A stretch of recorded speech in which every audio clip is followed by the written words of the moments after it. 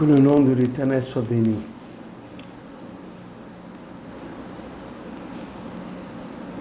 Dieu, dans sa miséricorde, use de patience envers nous. C'est vrai que quand nous retournons sur le livre de Job, chapitre 14, 15, 14, il dit « Qu'est-ce que l'homme pour qu'il soit pur ?» Celui qui est né d'une femme peut-il être pur? Pur, si Dieu n'a pas confiance en ses saints. Qu'est-ce que l'homme donc, cette créature abominable et perverse qui boit les iniquités comme de l'eau?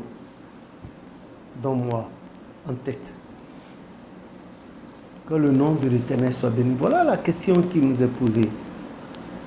Il y a beaucoup d'actes que nous avons posés dans l'Église, juste après le rappel à Dieu de Papa Oshofa. Et nous pensions des incidents circonstanciels. Mais hélas, par nos comportements, nous les enracinons. Et en faisant même la culture et la prédication, au point que la majorité des chrétiens célestes aujourd'hui, quand ils entendent le véritable son de cloche, ils disent non, c'est faux, ce n'est pas comme ça. Écoutez, pendant notre séjour dans l'un des pays de l'Afrique de l'Ouest, nous avions coutume de monter dans le tripoteur d'un devancier. On ne le savait même pas. C'est de façon fortuite qu'on a découvert qu'il était un devancier de l'Église, très influent dans sa paroisse pour ses interventions, sa culture, parce que c'est un enseignant, il parle bien, il a la crainte de Dieu, à l'entendre apparemment. Mais de ce dernier, j'ai appris plein de trucs. J'ai écouté avec passion et des fois je me révoltais.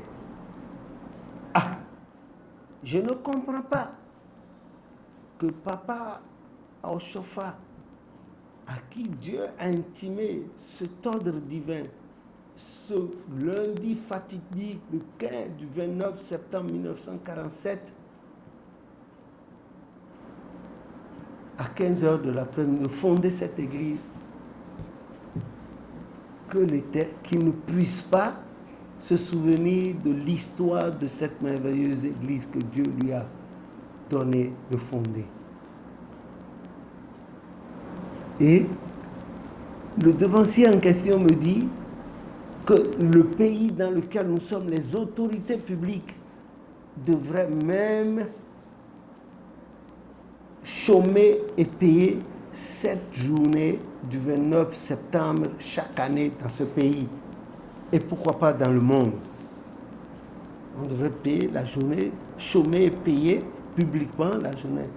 Et puis, moi je dis, mais en quoi cela engage-t-il les autorités publiques de votre pays?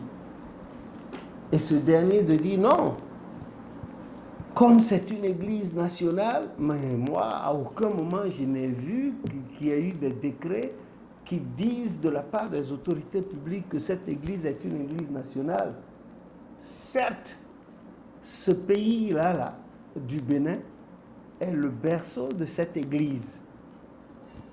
La maison, Balogun, Carré 30, à Porto Novo, à Roanty-Commun, la maison familiale de Oshofa, là où Papa Oshofa est né, dont les vestiges sont là encore, les ruines sont là.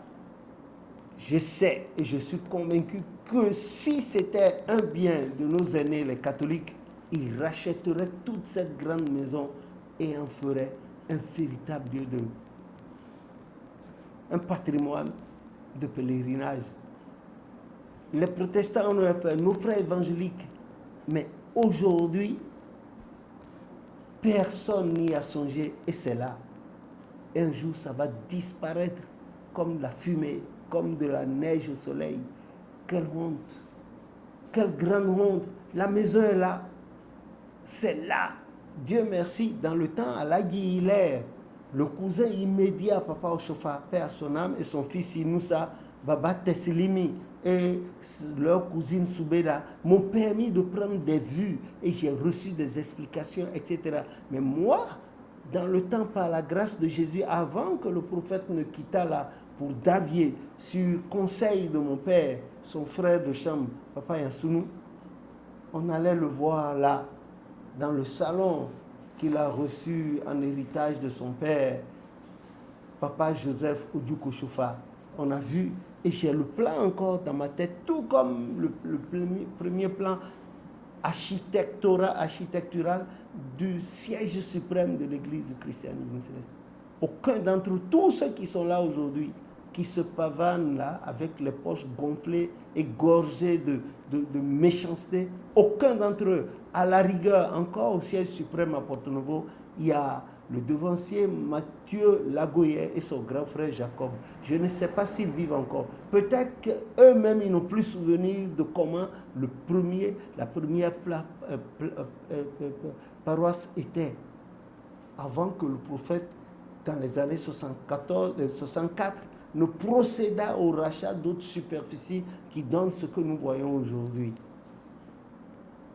Bien habité par le désordre des pasteurisants qui s'asseyent à l'entrée, là, sous les arbustes, et quand vous venez là, vous les saluez correctement, et vous dites, ah, qu'est-ce que vous avez amené? Nous, on est ici, hein, on est pasteur sans salaire. Ce n'est pas qu'on a raconté ça, là. J'ai été témoin, les témoins sont là. Ceux qui je suis arrivé, je suis parti de l'Europe avec ce groupe-là, je les ai amenés là, et on leur a demandé, qu'est-ce que vous avez amené? Des pasteurs mendiants, des pasteurisants mendiants. C'est très honteux. Je vous assure. Vous demandez, vous exigez de l'État béninois de faire de la journée du 29 septembre de chaque année une journée chômée payée. Mais qu'est-ce que vous faites à l'État béninois? Qu'est-ce que vous donnez à l'État béninois? Que faire? Vous donnez des épithètes et des attributs bizarres à l'Église du christianisme aux yeux de... Si l'Église y est maintenue, c'est la miséricorde de Dieu. Vous ne donnez rien, vous n'apportez rien. Pourtant, le prophète Oshofa avait coutume de dire qu'il citait en l'occurrence nommément le Romain 13, il dit toute autorité est inspirée de Dieu. Toute autorité étant inspirée de Dieu, l'Église doit respecter les autorités. L'Église doit contribuer. Si vous n'avez pas, vous ne saviez pas, je vous cite les terribles inondations de décembre 63 et décembre 64. Ce que Papa Oshofa et Papa Yansounou ont fait, surtout Papa Yansounou, qui avait des relations jusqu'aux États-Unis, qui avait fait défiler ici des cargos, des cargos tout entiers remplis de brisures de riz, de semoule, du lait en poudre, des œufs en poudre, et puis la friperie qu'on a distribuée. Papa Oshofa également, vous vous souvenez, et l'État béninois s'en était souvenu. Je vous assure. Et c'est ce qui a enraciné encore plus l'État, l'Église, parce qu'à ce moment-là, on disait que c'est l'Église des gens agités par le serpent, l'Église des gens, des illettrés, des marginalisés. Et ces événements-là, des inondations dans le sud du Bénin en 63, en 64, bien... Il fallait voir, c'est nos deux pères, nos deux pères Yansounou Oshofa à l'œuvre, ce qui s'est passé. Il doit exister encore des témoins. Et ce que Dieu a fait en cette année-là, pour encourager Papa Oshofa au 24 décembre de cette année-là, au pèlerinage, où Jésus-Christ est apparu en grandeur surhumaine, dans le ciel, sur l'eau et dans le fond de l'eau. Peut-être qu'il y a encore des témoins. Et ce jour, ça a été l'occasion de Mihenilo, Papa, do Mihenilo, Agundaguer. Voilà. Ne faisons pas de la supputation, mais nous vous ramenons ce dont vous n'avez jamais entendu parler, quoique vous portiez des grades mirobolants et traîner le nom de l'Église. Vous voulez que l'État béninois reconnaisse ce jour-là comme jour de fête, mais qu'est-ce que vous faites? Qu'est-ce que vous faites à l'État béninois pour contribuer surtout à la vie sociale de l'Église? Rien. Pas d'école, pas de matériel, rien. Vous avez des universités privées et vous prenez de l'argent. Vous n'avez rien compris. Vous construisez des maisons partout pour vous enrichir davantage. Tandis que votre foi repose sur la sorcellerie. Hein? la médisance et la calomnie.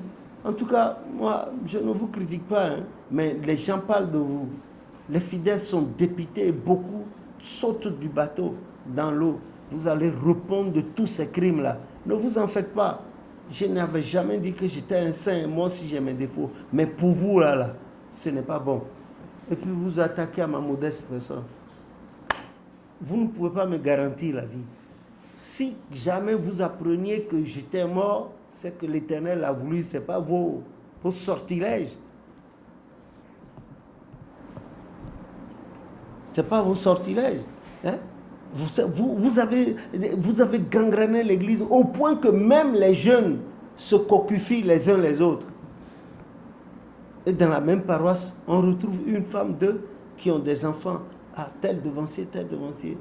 Où donc est la suprématie de l'enseignement que Papa Ochofa a donné? Vous inventez des choses. Alors que vous ne pouvez même pas faire un débat contradictoire public télévisé. Vous ne pouvez pas. Si vous le pouvez, invitez-moi. À la télé, un public, ce n'est pas sur une paroisse. Sortez. N'importe quel thème de l'église, en l'occurrence la chorale et les chants. Le public aura à apporter son appréciation. Arrêtez de zigzaguer, de slalomer dans l'église. Vous avez raison. L'arbre se reconnaît par son fruit. Que le nom de l'Éternel soit béni. Mais évitez la petite honte. Mais vous, là, vous avez dépassé la petite honte. Vous êtes maintenant sur la grande honte. Ce serait dommage pour vous. Que le nom de l'Éternel soit béni. Allez prendre le cantique numéro 323 du recueil de chants en français. Vous allez voir ce que ça dit. Mais honte à vous, hein? Honte à vous. Honte à vous. On ne peut rien faire de consistant avec vous. Vous êtes faux. Vos avocats sont faux. Des trucs impossibles. Et vous allez vous afficher au tribunal là-bas. À la risée de tout le monde. Que le nom de l'Éternel soit béni. Honte à vous. Mais le jour de l'Éternel vient. L'anglais dit Doomsday. The Doomsday is coming. Will be coming sooner for every one of us. Le jour va venir. Et nous aurons à rendre compte. À l'œuvre toujours, à l'œuvre sans relâche. Et puis le cantique 285 du recueil des chants français qui dit à l'œuvre, vous les saints. Ça a 4 couplets. Ça, vous avez fait un cantique là, et vous avez fait vous les disciples de Jésus, soyez unis. Vous avez fait 3 couplets. C'est dommage, ça a 4 couplets. Ça prouve que vous étalez votre ignorance à vous accrocher à des postes qui ne vous servent de rien et puis vous n'avez aucune valeur. Vous vous accrochez, vous qui vous dites responsable de chorale là, des ignares de premier grade. Ça a 4 couplets. Vous ne savez pas, vous avez vu mes neveux, vous avez pris, ils vous ont donné. Ils n'ont pas le droit, moi je ne suis pas procédurier, donc, sinon ils allaient regretter. Demandez-leur. Ce n'est pas le bien de leur père, c'est moi qui ai sorti tous ces documents. Ah. C'est ça. Vous prenez, vous contentez de nos restes et puis vous nous salisez. Alors, apprenez à dire merci quand même. Donc, si vous ne pouvez pas faire ça, donc vous êtes des professionnels de la Bible. Vous parlez de la Bible sans aucun effet sur les fidèles qui vous écoutent. Jésus-Christ n'est pas dans... Il ne siège pas au milieu des injustes. Hein. Que le nom de l'Éternel soit béni. En tout cas, moi j'ai fini. Je vous dirai toujours, vous ne pouvez rien contre moi. Rien contre moi. Et on vous connaît. Les gens vous suivent désormais. Ils savent qui vous êtes. Voilà. Les gens savent que vous êtes des fauteurs de troubles. Des pécheurs en eau trouble. C'est ce que vous êtes. Vous ne ressemblez en rien aux enfants de Papa Ochofa. Vous êtes des agents de n'importe quoi infiltrés dans l'église. Vos cœurs là sont plus durs que les rochers de Soponta. En tout cas, allez lire Ézéchiel 36. Hein, que Dieu nous donne à nous tous un cœur de chair et qu'il ôte les cœurs de pierre que nous avons. Que nous revenions sur la bonne voie. Hein, Jérémie chapitre 6, verset 16. Afin que nous soyons de véritables enfants de Dieu et pour que des temps de rafraîchissement viennent en nous. Que le nom de l'Éternel soit béni. Gloire à Dieu au plus haut des cieux. Au nom de Jésus, notre Sauveur. Amen.